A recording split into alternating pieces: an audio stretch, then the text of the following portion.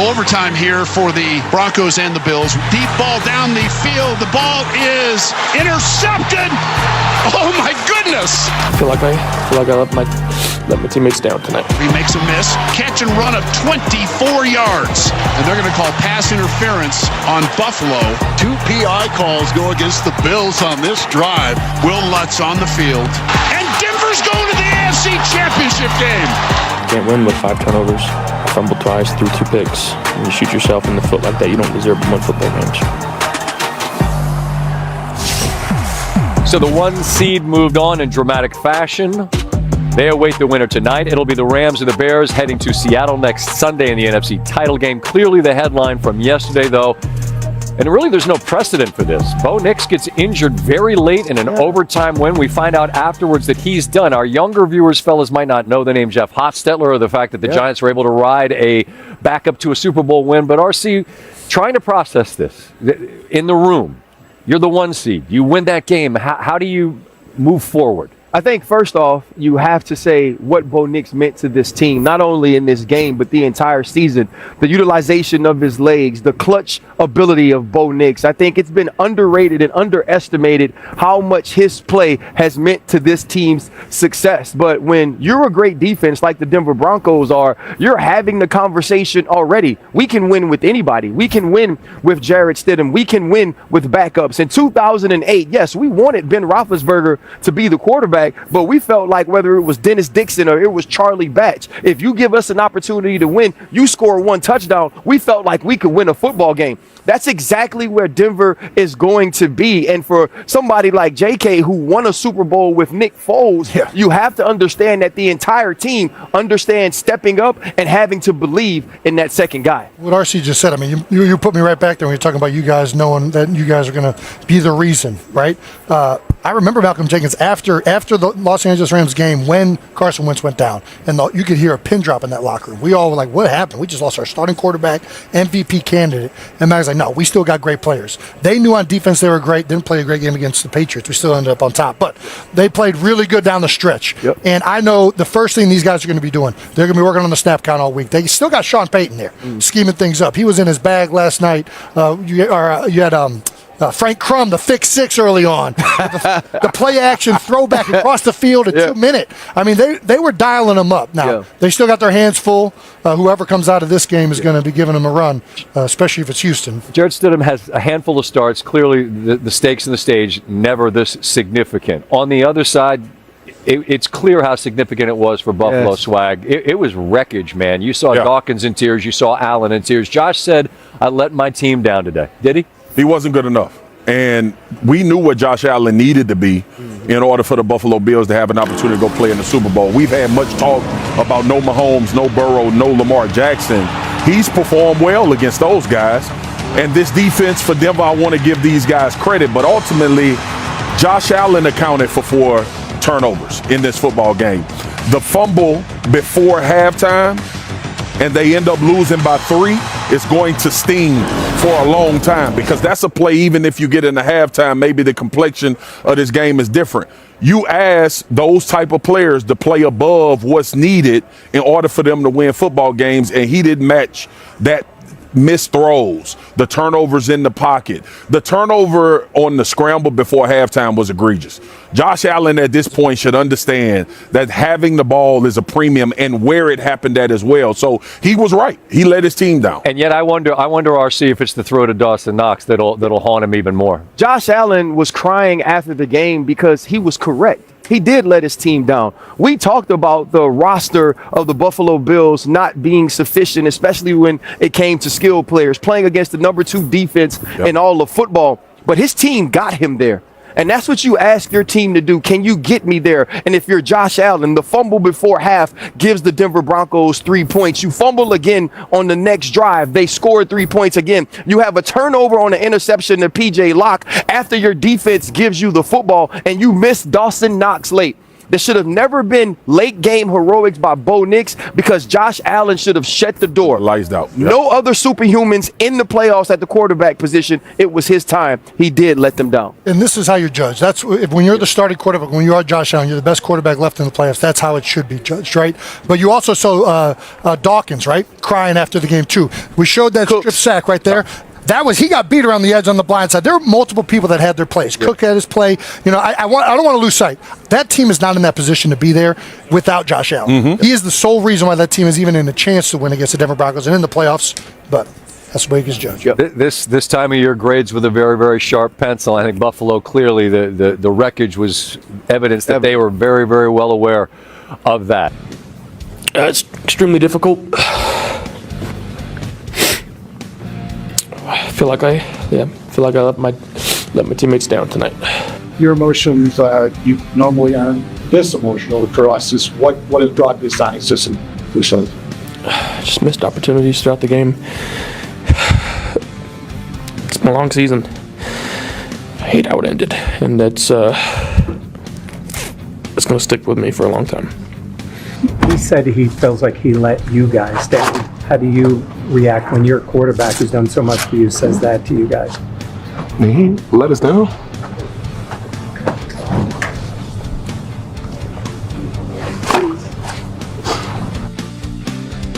Man.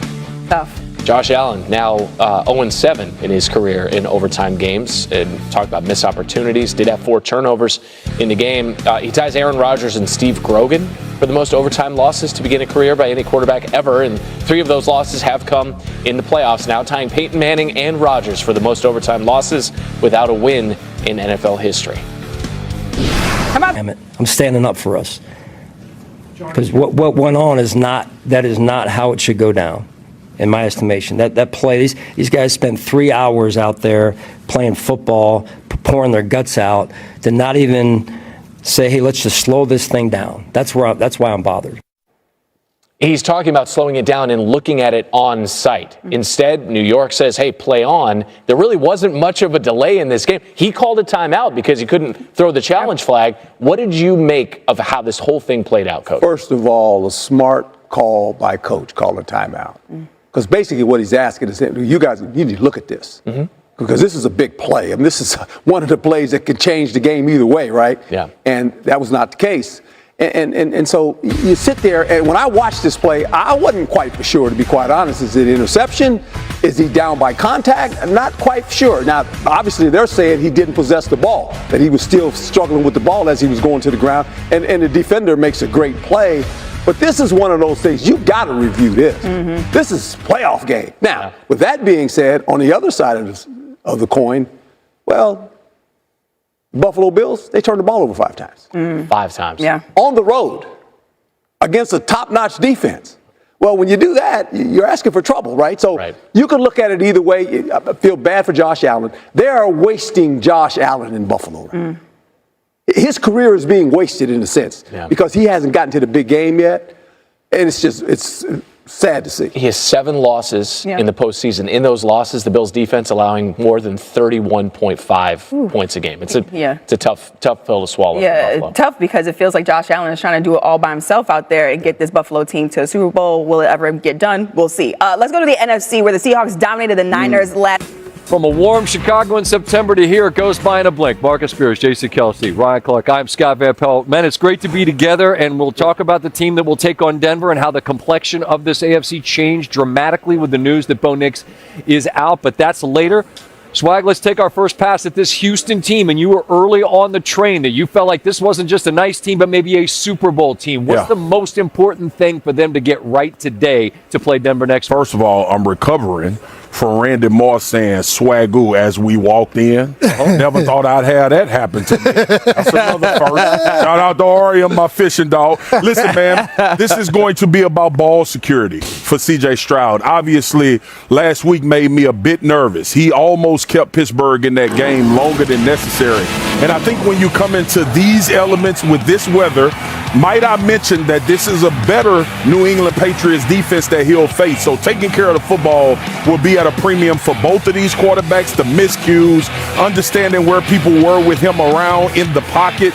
Ball security for number 7 is most important. Yeah, we want to see him hit some plays downfield, offensively make some explosives, but taking care of the football between CJ and Drake may be the most important element with two defenses playing at a high level, none better than the Houston Texans. RC, you made your living playing defensive back, from undrafted to a lengthy and decorated career doing this. When you look at the Houston Texans defensive backs, what about them makes them perhaps the best in the game? It's not perhaps. This is the best secondary in all of football, Scott, and it's their ability to take the football away. It starts with Derek Stingley and his ability to catch the ball wherever it is, but it's Kamari Lassiter, Kalen Bullock, and also Jaden Petrie. This is going to be a simple crossing route. He has outside leverage here. If you're a Trevor Lawrence, this is an easy play. Look at the way that Derek Stingley one-hands this football and comes down with it. Best hands on the entire team. And now Kalen Bullock, last week, late in the game against the Pittsburgh Steelers, he has vision on the quarterback. He's going to midpoint the two receivers down the field. It's not just about catching it, it's about what you do after the catch. And here we're going to see Jalen Petrie, who is also the hammer of the secondary. Watch the way he undercuts this route by Juju Smith-Schuster, pops the ball in the air, and then has the ability to find it. And Kamari Lassiter, in my opinion, the most underrated of these 4 defensive backs. This is that Georgia Kirby Smart understanding of ball. He's going to get the scissors route. He has vision on the outside breaker. It's going to be a speed turn. Watch him locate this football and high point it. These are the best DBs in all of football, and it starts with Derek Stingley, but it's not just him. It's the rest of those guys in that secondary. And if you don't think that they're the best, just listen to them tell you exactly what they think about themselves. We really got the best DBs, though, and can't nobody mess with us. Go ahead. Just like that. Hold on. Let me tell you something. Nothing. First team Nothing. First team all-pro right here. We had 3 TFLs in one play, 0 points, 0 pass rating, pick 6, And he just that boy. Mask up. Mask up. Mask up. We spent basically 2 hours on Countdown in Pittsburgh on Monday talking about that defense, and then they went out and outperformed all the praise that we gave them. Absolutely. And now, Jason, this Patriot offense, led by a 23-year-old superstar in Drake May, faces a steep task, but they've got a very capable signal caller. What do you want to see him do today against this defense? Yeah, they got their hands full. And RC just mentioned the secondary. It's going to be good on good.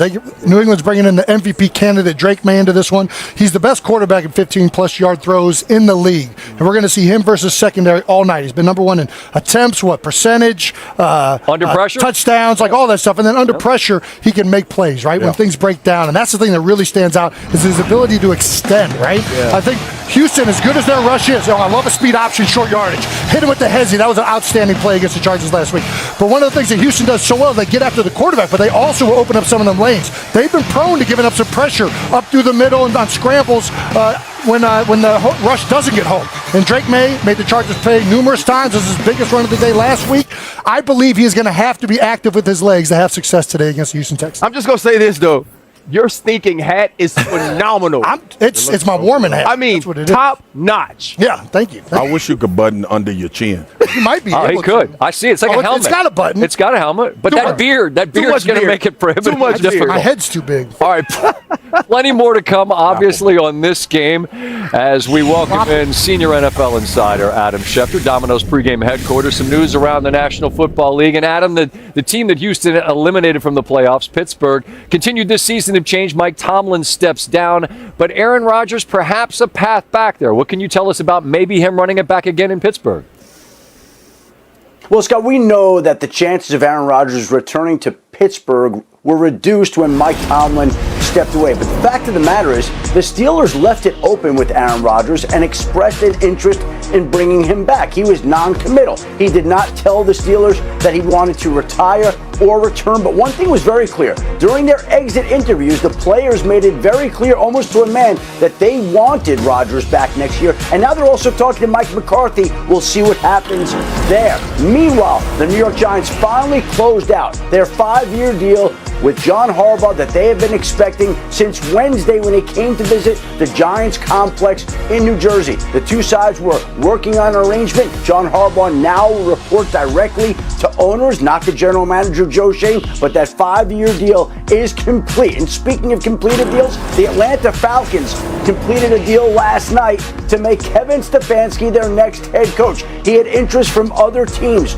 but they flew him into Atlanta yesterday and essentially wouldn't let him leave. And he became the second head coach hired yesterday. He's got Philadelphia roots. The president of football, Matt Ryan, has Philadelphia roots. And so the Atlanta Falcons are overhauling their organization, now naming Kevin Stefanski their head coach. Adam, thank you very much. More to come from you throughout the lead up.